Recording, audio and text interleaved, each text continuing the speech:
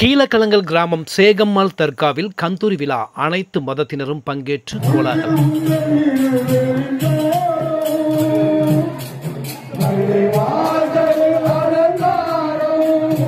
தென்காசி மாவட்டம் ஊத்துமலை அருகே கீழக்கலங்கல் கிராமத்தில் சுமார் 250 ஆண்டுகள் பழமை வாய்ந்த சேகம்மாள் தர்காவில் கந்தூரி விழா கடந்த 18ஆம் தேதி இரவு பச்சை கலை ஊர்வலத்துடன் தொடங்கியது. இதைத் தொடர்ந்து மறுநாள் 19ஆம் தேதி புதன்கிழமை அதிகாலை சேகம்மாள் பள்ளி கொடிமரத்தில் கொடியேற்றுதல் நிகழ்வு நடைபெற்றது.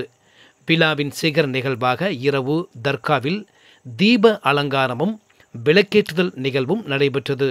இதில் அனைத்து மதத்தினரும் பங்கேற்றனர்.